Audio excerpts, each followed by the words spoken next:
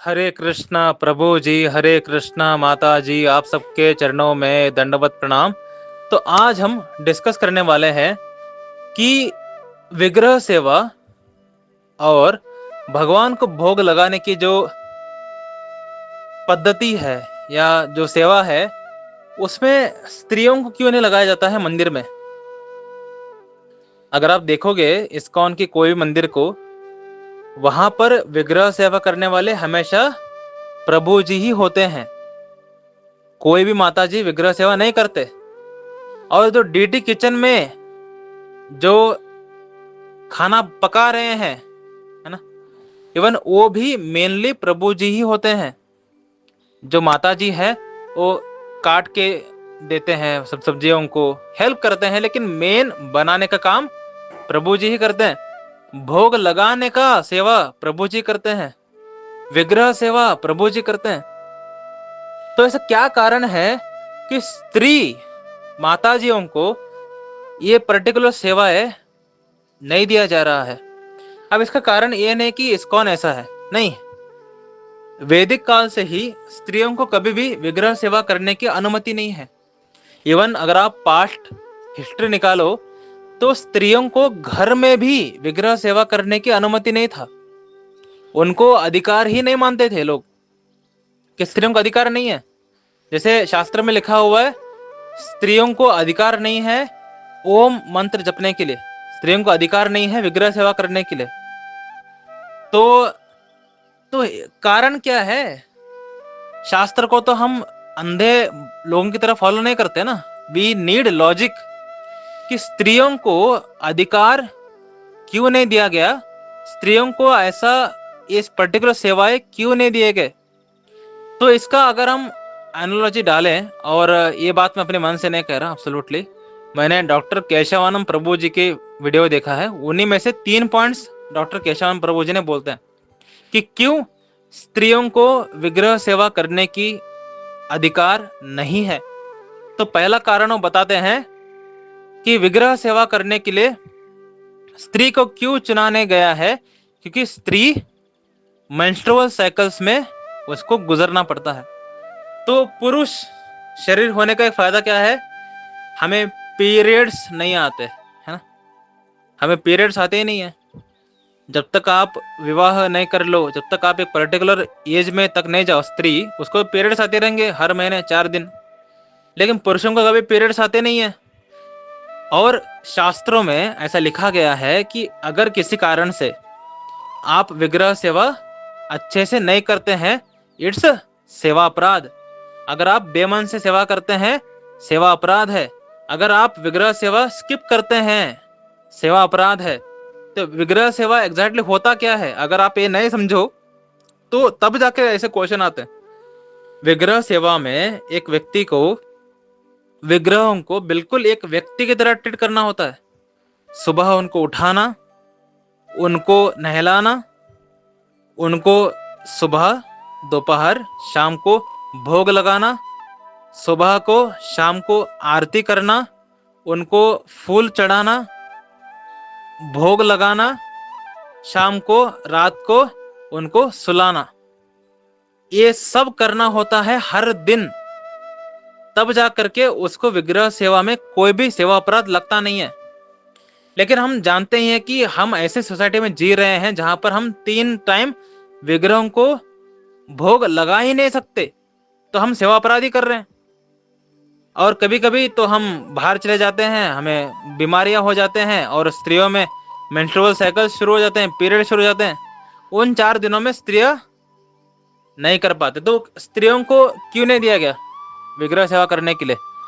क्योंकि स्त्री पीरियड्स के दौरान अशुद्ध होती है, और अशुद्ध अवस्था में हमें विग्रहों को टच नहीं करना चाहिए। तो ये पुरुषों के लिए भी एप्लीकेबल है। अगर पुरुष टॉयलेट जाके आया है तो उसको नहाना ही पड़ेगा। इवन जो विग्रह सेवा करने वाले पुरुष हैं, अगर वो मूत्र विसर्जन करने के लिए भी जाते हैं तो उनको नहा करके ही आके विग्रह सेवा करना पड़ता है। तो पुरुष को भी तो ऐसा थोड़ी ना है कि पुरुष गंदे शरीर से आ जाएगा, नहीं। पुरुष को नहाना पड़ेगा, टॉयलेट सब कुछ क्लीन हो करके बिना कोई कलमश के आ करके उसको सेवा करना पड़ेगा। लेकिन पुरुष की शरीर की एक फायदा क्या है, पुरुष कभी भी पीरियड्स का अनुभव नहीं कर सकता है। इसके वजह से पुरुष अगर सेवा करता रहा, पुरुष शरीरधारी, नॉट पुरुष, पुरुष शरीरधारी अगर सेवा करता रहा तो पुरुष शरीरधारी किसी भी दिन स्किप नहीं करेगा। अगर हम कोई स्त्री को सेवा करने के लिए बोले, अब बताइए कि ये 4 दिन सेवा कौन करेंगे, बताइए। क्योंकि ऐसा थोड़ी ना होता है कि हर एक व्यक्ति विग्रह सेवा करने के लायक होता है ना। हर कोई, देखो मैंने ऑलरेडी बोला है, बेमन से सेवा करोगे सेवा अपराध लगता है। उस फैमिली को ही, करने वालों को नहीं, फैमिली को ही, है ना, क्योंकि फैमिली में कृष्ण के विग्रह रहते हैं।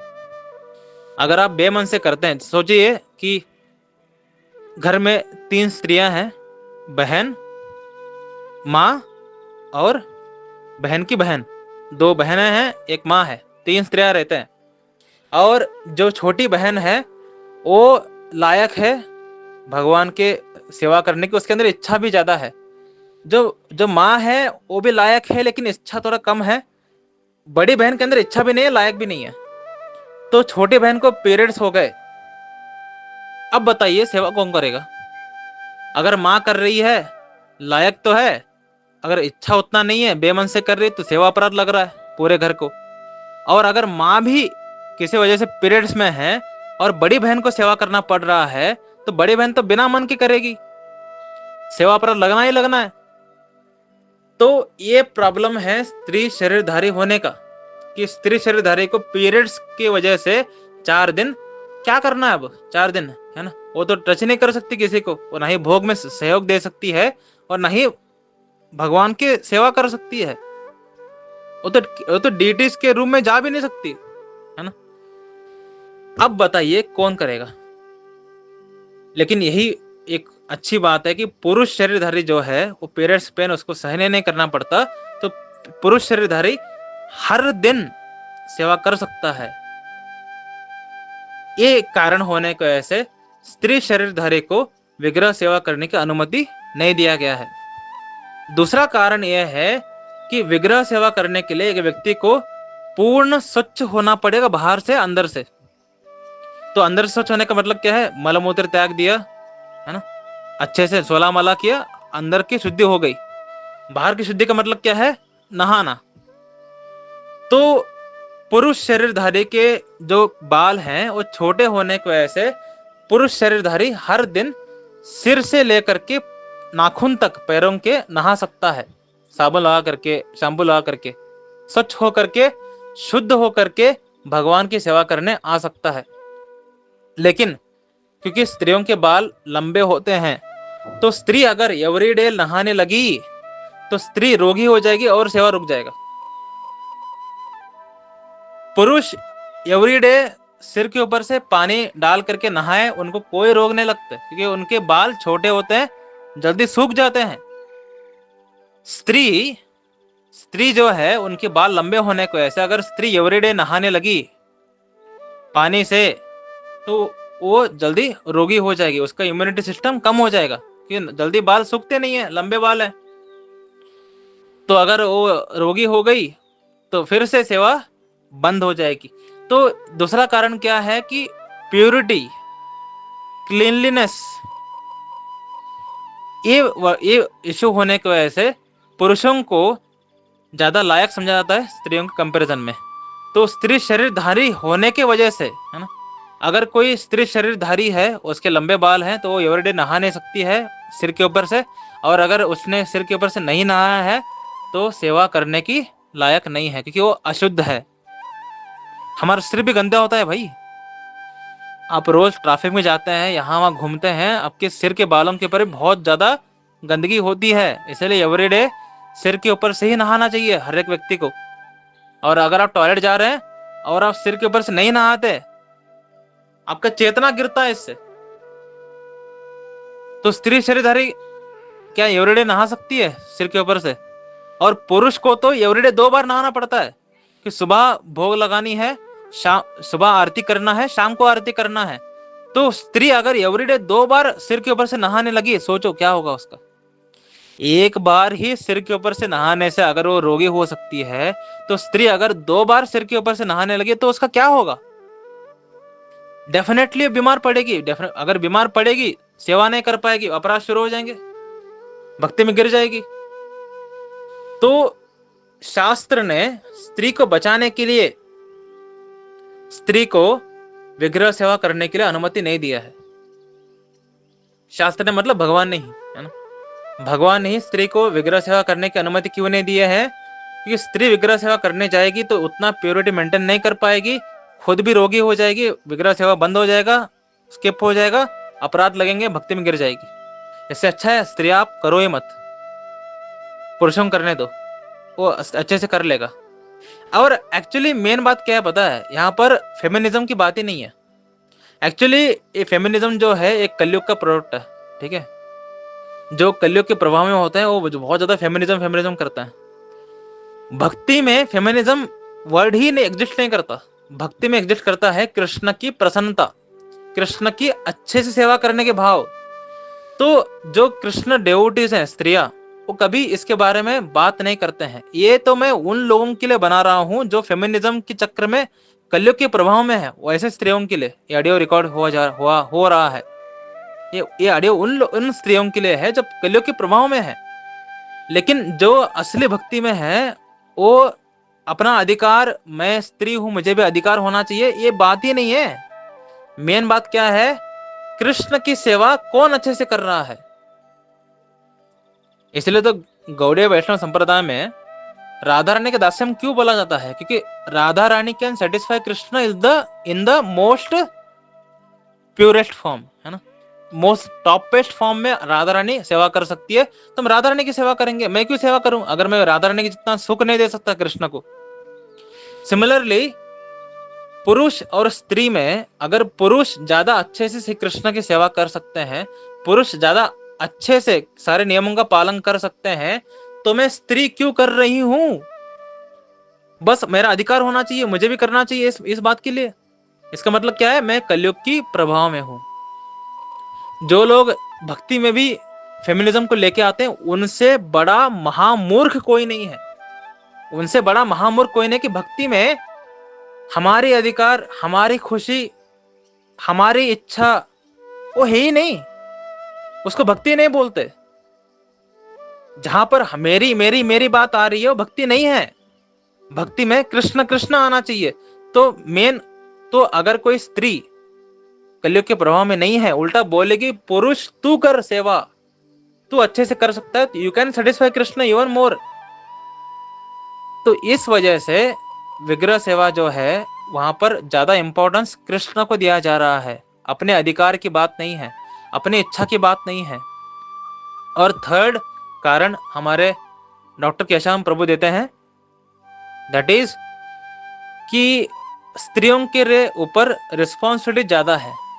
कैसे? स्त्रियों को जॉब भी करना है, स्त्रियों को घर भी संभालना है, स्त्रियों को खाना भी पकाना है, स्त्रियों को बच्चे भी संभालने हैं। इतने सारे रिस्पॉन्सिबिलिटी जब स्त्रियों के ऊपर है, तो उसको और एक रिस्पॉन्सिबिलिटी क्यों दे रहे हो? क्या तुम पुरुष इतने स्वार्थी हो गए हो? है जो स्त्री के ऊपर ऑलरेडी इतने सारे रिस्पॉन्सिबिलिटीज है, उसको घर संभालने हैं, खाना पकाना है, बच्चों को संभालना है, जॉब भी करना है, तो पुरुष तुम क्या कर रहे हो? क्या तुम इतने स्वार्थी हो गए कि तुम अपने पत्नी को सारे काम दोगे और तुम खुद चना खाते बैठोगे? तो वैदिक पद्धति में शास्त्र जानबूझ करके पुरुषों को ये पर्टिकुलर सेवा क्यों दी है? क्योंकि स्त्रियां ज्यादा रिस्पॉन्सिबल है। इसके वजह से स्त्रियों के ऊपर ऑलरेडी लोड ज्यादा है कामों के, उसके ऊपर अगर आपने विग्रह सेवा के भी काम दे दिया तो अरे भाई कभी तो रेस्ट करने दो उसको, है ना। तो ये 3 मेजर रीजंस हैं, इस वजह से स्त्रियों को विग्रह सेवा करने के लिए अनुमति नहीं दिया गया है। वैदिक शास्त्रों में भी भगवान के द्वारा भी यही इंस्ट्रक्शंस है ना। तो शास्त्रों में ऐसे बातें क्यों आते हैं कि स्त्रियों को विग्रह सेवा नहीं करना चाहिए? लॉजिक क्या है इसके पीछे? लॉजिक ये 3 है। अब हम बात करते हैं कि कलयुग के लोगों ने इसको कितना ज्यादा बिगाड़ के रखा है। ये तो लॉजिकली तीन बातें बिल्कुल सही है, ठीक है, ये तीन बातें लॉजिकली हैं, तीन बातें बिल्कुल शास्त्र प्रमाण है, और तीन बातें एब्सोल्युटली ट्रुथ है, परफेक्ट है ना। लेकिन कलयुग के लोगों ने इसको बहुत ज्यादा बिगाड़ के रखा है। कलयुग के लोगों ने, देखो, स्त्रियों को विग्रह सेवा करने की अधिकार नहीं है, और हम इसको मान भी गए, परफेक्ट। लेकिन कलयुग के लोग इतने ज्यादा बुरे, स्पेशली पुरुष कलयुग के, उन्होंने स्त्री को केवल विग्रह सेवा करने के लिए नहीं, उनको ज्ञान प्राप्त करने के लिए भी मना कर दिया, उनको हरिनाम दीक्षा लेने के लिए भी मना कर दिया, उनको टेम्पल जाने के लिए भी मना कर दिया, उनको शास्त्र पढ़ने के लिए भी मना कर दिया। तो ये जो बातें आ रहे हैं कि टेम्पल नहीं जाना चाहिए स्त्रियों को, शास्त्र नहीं पढ़ना चाहिए और दीक्षा नहीं लेना चाहिए, ये सब जब बातें आए हैं, ये सब कलयुग के प्रोडक्ट्स हैं। क्यों कलयुग के पुरुष ऐसा करते हैं? क्योंकि अगर स्त्रियां ये सब काम करने लगे तो स्त्री समझ जाएगी कि वो सोल है, वो स्त्री नहीं है, तो मुझे कैसे सेटिस्फाई कर पाएगी, समझे? तो पुरुषों ने जानबूझ करके स्त्रियों को घुमाया है ताकि स्त्री जो है वो सही कार्य ना कर सके। लेकिन लेकिन इन सब नियमों को तोड़ते हुए हमारे श्रील प्रभुपाद जी ने अमेरिका में स्त्रियों को भी ब्राह्मण दीक्षा दिया ताकि स्त्री भी विग्रह सेवा कर सके। तो अगर आप यमुना माता जी के तस्वीरों को देखोगे, यमुना माता जी के बाल हमेशा पुरुषों की तरह छोटे होते हैं। तो यमुना माता जी ने देखा कि बाल लंबे होने की वजह से मुझे विग्रह सेवा करने के लिए रोक रहे हैं, बाल कम कर लूंगे मैं। अपने देखो, इतना ऊपर की लेवल की डेवोटी है कि अपने रूप के प्रति उनका कोई आकर्षण नहीं है। मेरे बाल कम होने से मैं स्त्री नहीं दिखूंगी, मैं आकर्षक नहीं दिखूंगी, अरे वो जरूरी नहीं है। बाल लंबे रखने की वजह से अगर मैं विग्रह सेवा नहीं कर पा रही तो ऐसे लंबे बालों को जलाओ, क्या फायदा है ऐसा? विग्रह सेवा करने के लिए क्या जरूरी है? बाल का छोटे होना, तो बाल छोटे कर लेते हैं। और अगर मेंस्ट्रुअल प्रॉब्लम है तो मैं 2-3 स्त्रियों को रेडी करूंगी घर में, मैं, मेरी भाभी, मेरी सासू माँ, तीनों हैं, तीनों के बाल छोटे हैं, है ना, तीनों के बाल छोटे हैं, तो तीनों क्या करेंगे? विग्रह सेवा करेंगे। अगर एक व्यक्ति मेंस्ट्रुअल साइकिल से गुजर रहा है, दूसरा व्यक्ति कर लेगा। और तीसरा जो है रिस्पॉन्सिबिलिटीज, तो उन्होंने क्या कर दिया, पुरुषों को बोला कि आप कुछ रिस्पॉन्सिबिलिटी लो और हम कुछ रिस्पॉन्सिबिलिटी लेते हैं, और हम विग्रह सेवा की रिस्पॉन्सिबिलिटी लेते हैं। तो श्रील प्रभुपाद जी ने अमेरिका में स्त्रियों को भी ब्राह्मण दीक्षा दिया, स्त्रियों को भी विग्रह सेवा करने की मौका दिया, क्योंकि रियल फेमिनिस्ट इज हमारे श्रील प्रभुपाद। इस दुनिया में किसी आचार्य ने स्त्रियों को खुल्लम खुल्ला ज्ञान दिया है कि तुम स्त्री नहीं आत्मा हो, वो श्रील प्रभुपाद है। इस दुनिया में कोई आचार्य ऐसा है जो स्त्रियों को भी विग्रह सेवा करने की अनुमति दिया है, उनको पावर दिया है, उनको प्योरिटी दिया है, वो श्रील प्रभुपाद जी हैं। और इस दुनिया के कलयुग के प्रभाव में आने वाले मूर्ख लोग क्या बोलते हैं कि इस्कॉन वाले सनातन धर्म को बिगाड़ रहे हैं। एक्चुअली सनातन धर्म में जितने पुरुषों ने सनातन धर्म को सत्यानाश किया है उतना तो किसी ने नहीं किया। जानबूझ करके स्त्रियों को हमेशा ज्ञान से अधूरा रखा, ज्ञान से, गुरु से दूर रखा। क्यों? क्योंकि अगर ये ज्ञान ले लेगी तो मैंने स्त्री को शादी क्यों किया है? सेंस ग्रेटिफिकेशन के लिए, इंद्रिय सुख के लिए। तो स्त्री को मैंने लाया क्यों अपने जीवन में? संभोग करने के लिए। तो अगर स्त्री ज्ञान लेगी तो मुझे सपोर्ट नहीं करेगी, तो ये कैसे चलेगा? लेकिन इन बातों को ना सोचते हुए स्त्री भी कृष्ण की है, स्त्री को भी अधिकार है देने वाले हमारे श्रील प्रभुपाद जी हैं, समझे? तो जो लोग इस्कॉन को एक्चुअली जानते हैं, जो श्रील प्रभुपाद जी के हार्ट को जानते हैं, वो कभी जीवन में इस्कॉन को छोड़ नहीं सकते, वो इस्कॉन को कभी हेट ही नहीं कर सकते। लेकिन जो लोग हार्ट नहीं जानते श्रील प्रभुपाद जी का, जो लोग इस्कॉन के बारे में जानते नहीं है, वो कुछ भी बकते रहते हैं।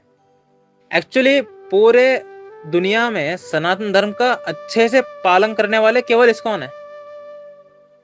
लेकिन लोग उल्टा बोलते हैं कि सनातन धर्म को बिगाड़ने वाले इस्कॉन है। तो कारवां चलता रहेगा, कुत्ते भौंकते रहेंगे। ठीक है, तो इस ऑडियो में हमने जाना कि स्त्री को क्यों अधिकार नहीं दिया गया विग्रह सेवा करने के लिए, और बाकी के जो उनके अधिकार हैं उसको कैसे कलयुग के नालायक पुरुषों ने छीना है स्त्रियों से, है ना। जो स्त्रियों को नाम लेने के अधिकार है, गुरु से ज्ञान लेने के अधिकार है, शास्त्र पढ़ने के अधिकार है, इन सबको छीना है पुरुषों ने।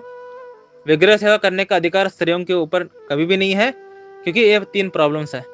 लेकिन श्रील प्रभुपाद जी ने स्त्रियों को भी अधिकार दिए हैं, क्योंकि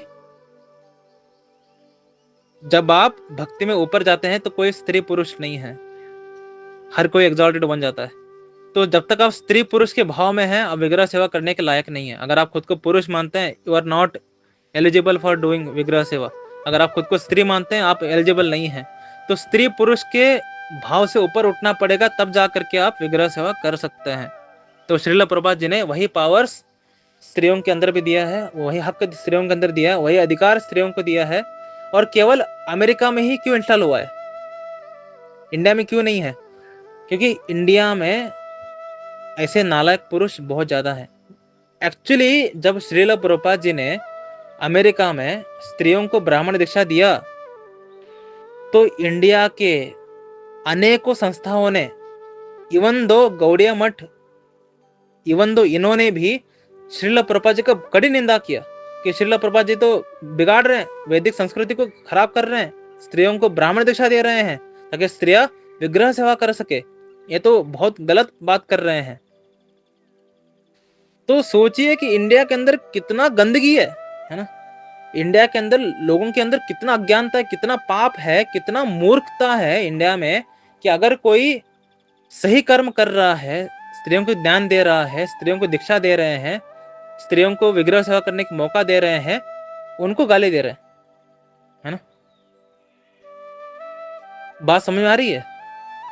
तो बात क्या है, विग्रह सेवा करना है तो उसके लिए लायक बनना पड़ता है। केवल विग्रह ला करके सेवा करना विग्रह सेवा नहीं होता है। तो इंडिया में क्यों प्रभुपाद जी ने स्त्रियों को विग्रह सेवा करने की अनुमति नहीं दी, और स्त्रियों को स्पेशली ब्राह्मण दीक्षा क्यों नहीं दिया? बिकॉज इंडिया में वातावरण सही नहीं है, और वैदिक काल के अनुसार विग्रह सेवा स्त्री के लिए कभी बना भी नहीं है।